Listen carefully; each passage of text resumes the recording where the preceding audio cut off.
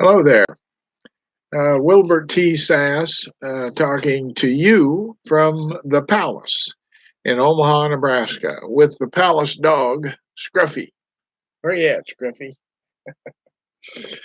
Okay, I have a few words about the business of businesses. There are many, many, many, many milestones in business in the United States of America. Think about Henry Ford, the automobile, and not the originator of it, but the one who made it mass produced, first one to mass produce. So there's many, many, many milestones in the history of business in the United States. But I want to focus on two.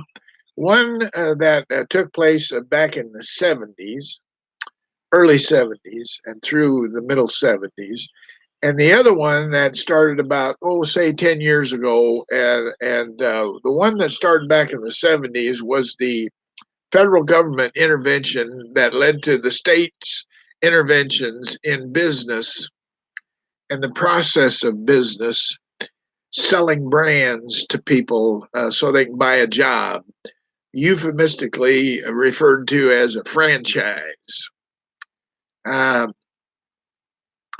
Now, I know something about franchises because in 1969 I bought 10 of them. Okay. The one of the largest franchises in the world operating in the United States, too. I bought 10 of the franchises in Omaha, Nebraska. And within 2 years, I had already been around in sales and marketing by that time for 20 years and had been in sales management and marketing, executive level marketing. And so by the time I bought the franchises, I was kind of, although I needed a lot of accounting update and capabilities, and I learned through that experience owning the franchises, the accounting parts of business that I hadn't filled into my experience at that time. But in sales and marketing, I already had 20 years experience. So I was able to spot various things that were going on in that franchise I didn't like at all. And after learning about the accounting part of franchising, I really didn't like it. So, boom. Fortunately, the franchise company broke their contract I had with them, and I had to hire a lawyer and drag them all the way to the courtroom steps. I had them dead to rights, but they're just like any company. They're not going to give up easy. They got attorneys on staff, so they as well use them and pay for them whether they use them or not. So drug them to the courtroom steps, and they settled, and I was able to escape that situation through ignorance. I went into it in ignorance because I didn't know what I was going to learn in the following 2 years. But I was able, fortunately, through grace, I was able to escape real financial harm and came out of it really kind of smelling like a rose back in 72, thereabouts, by the time it was all settled. So anyway, the business of businesses was affected and started to affect the American consumers relative to the franchise industry and how the federal government got involved and allowed these people who owned these companies to organize businesses in a way that over the decades have forced half of the American population into a situation where they cannot take advantage of the pricing that these outfits sling at the consumers. And I do mean sling. If it was a boomerang with a sharp edge, it'd knock everybody's head off, about half of the people that are consumers. Because let me explain something about franchises. And then I'm going to get to the second piece of technology that entered into the situation of the past 10 years or so. And I'm going to spend waking moments of the rest of my life trying to affect how that industry goes forward. And I'm talking about the drone UAV technology. I'm going to spend the rest of my life trying to affect a disruption of how the business of business is going to do the same thing with the drone technology that they did with the franchise technology. You see, these businesses, big businesses, I'm talking about businesses with tons and tons of money, and they built those businesses on the backs of American consumers, by the way. And that's when they ended up and didn't have any the older ones, the older brands, the franchise brands, especially in the food business. Whenever they got to the point in the last 10 years or so, or thereabouts, or maybe a little longer, where they didn't have any more addresses to sell franchises are that made sense in the United States. So what they do? They went offshore, and they've been building their franchise businesses in the nations around the world for the last 10, 15, maybe 20 years even, on the backs of the American consumers, the ones that built their business, you see, and not even so much as a thank you. And really, that hacks me. And I have a whole business plan that competitively competes against that concept, that business process. Effectively, the reason I'm so competitive against franchise, and this still is America. You can be competitive as long as you're legal. That's the whole nature of business, is to be competitive and to go after dominance, share of market dominance. Okay, that's the whole concept of capitalism. Now, I know there's a rising tide against capitalism. This rising tide is by people who are essentially as people who haven't been around and experienced and are aware of the position they're in relative to the consumer market and the brands that are out here sucking on your income, your personal income, with price gouging. Now, why do I say price gouging? Well, it's real easy. What you've got is a situation where franchisors legally are able to charge you a third more than their cost of running their business would otherwise cause them to price their products, their menus. They price them up to a third more, and plus the outrageously high cost of operations due to the fact that they demand that their franchisees take AAA locations for buildings that they've spotted with the planning committees in these counties and cities and states around the world for road planning 10, 15 years back. And that's how they were able to pick off all. You wonder how they got all those beautiful locations? Well, those big companies, you see, have got attorneys and lobbyists that are sitting around here watching where the road planning is going 10, 15 years down the road, you see. And they're taking options on that land. See, it's you have to understand how business manipulates uh, consumers in ways that most consumers don't even begin to understand. Okay, there's one thing they do understand, though, and that's if they can get competitive food or products at lower costs that are significant and keep getting them, then they drop where they've been doing business and they go over here where they can get that lower price. See, that much I know, that consumers are not stupid. They might be ignorant, but they're not stupid. Because if they can get the same products in comparable products that are satisfactory to them compared to what they've been buying, and save up to a third continuously, boom, they're gone. That's what I call market share swingers, the business plans that I've developed. And it just makes common sense. Now I don't know how many people are left with common sense. I'm opting for optimism.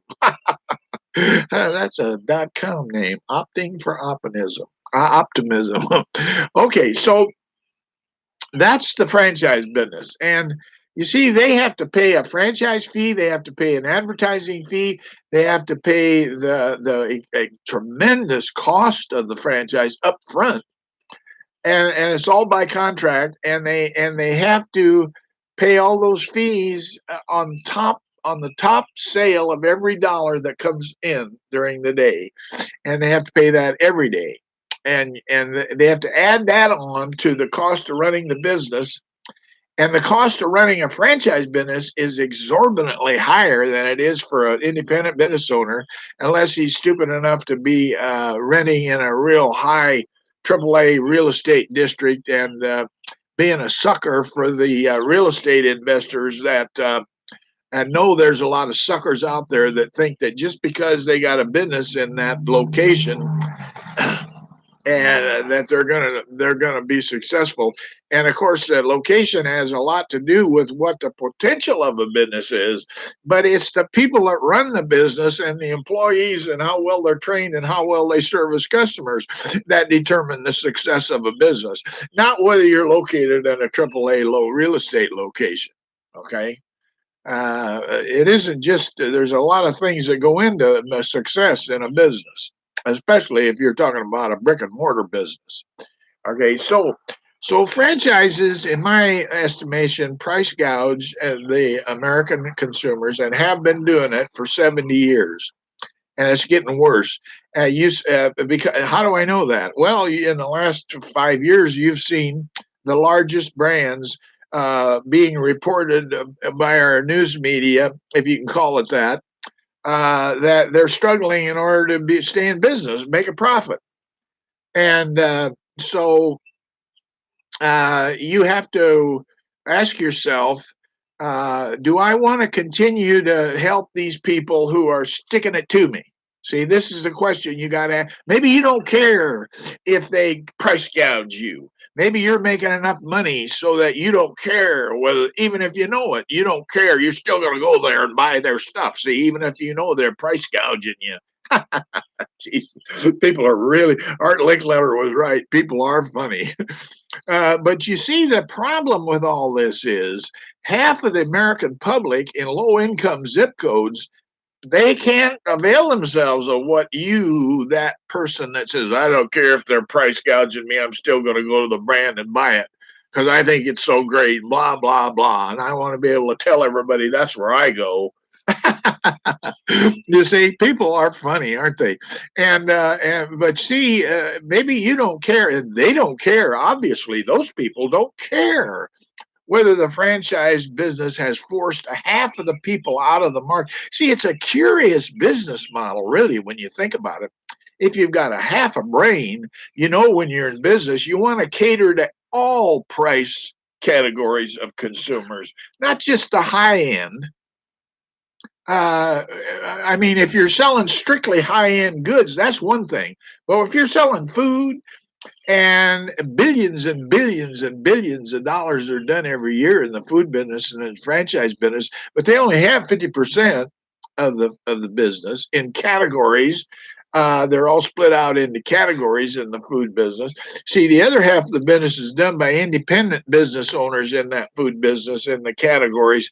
But you see, what they do is they look at that franchisee as the pricing model, and they say, well, if the franchise can charge this so much, and that must be the lowest because they're the best operators there are. That's what he thinks. He doesn't know any better.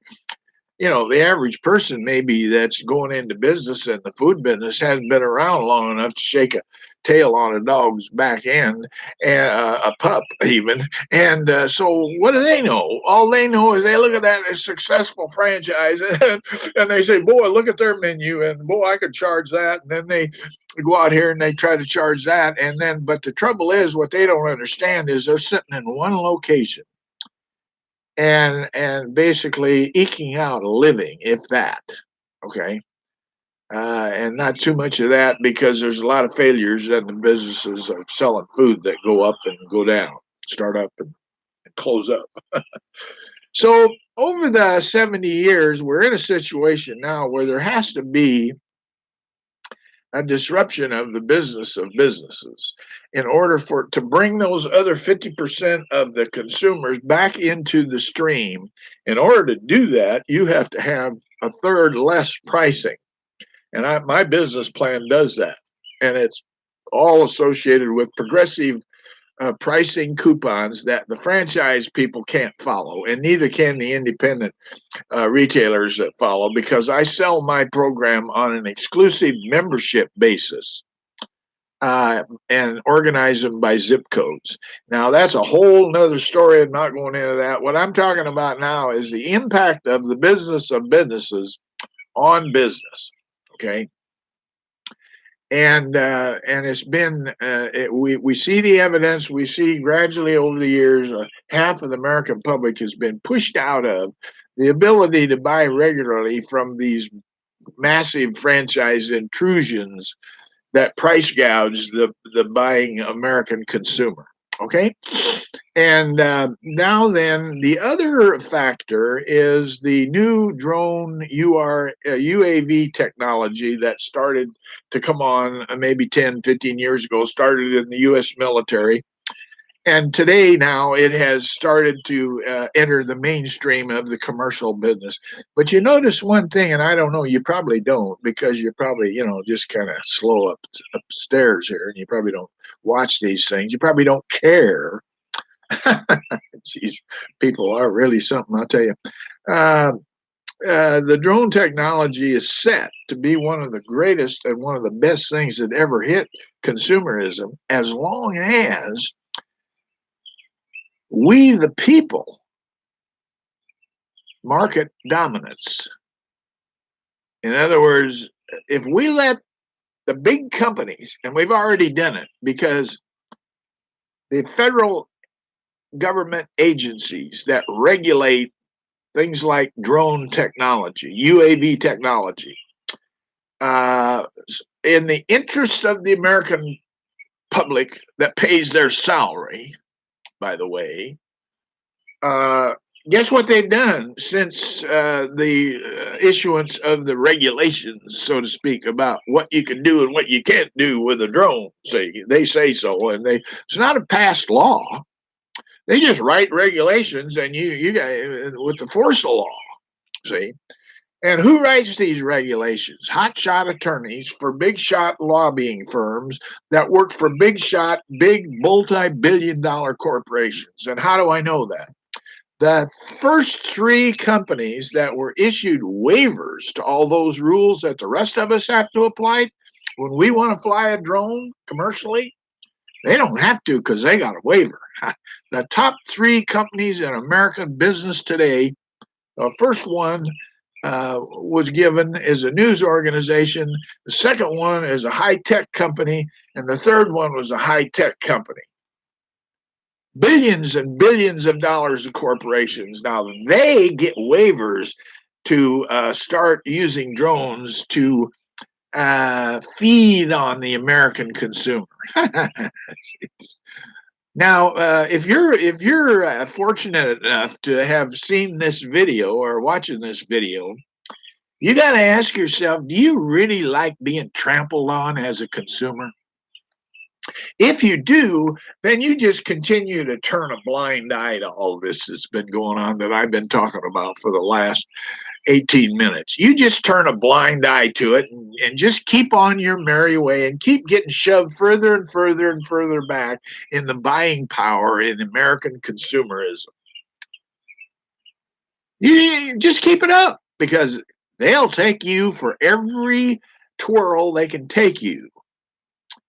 Believe me, and we have the evidence because we know that what's going on is, see, people don't realize all these big tech companies that have this, that have our beautiful world communication systems in their back pocket. They, there's the traffic, right? And how, when you talk about advertising, what determines the cost of advertising? Do you even know?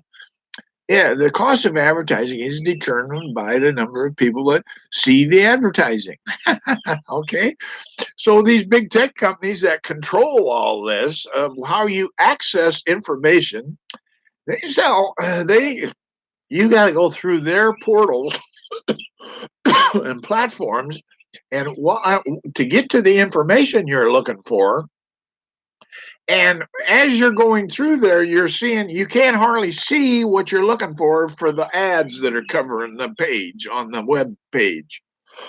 I don't know if you've ever noticed that or not. Probably not. You just kind of ignore all that. But what you don't understand is every penny that's spent on advertising, you pay for it. The consumer pays for it. You don't think the businesses that spend all them billions and billions on advertising, you don't think they pay for it, do you? No, they put it in a cost of doing business and add it on the prices that they sell to you. So if you like that, keep it up. If you like being jabbed with price gouging every time you turn around, why you go gaga over all these cute ads you see and tell everybody about them. And oh, by the way, if you get down on the end, you might say, "Oh, by the way, we're paying for all that too," and then see if they're as impressed as they were when you were telling the story about how fantastic the ad was. Okay, I mean, what's the message here? Wake up, wake up, wake up, wake up, or get driven further and further and further back in your ability to be a consumer, even.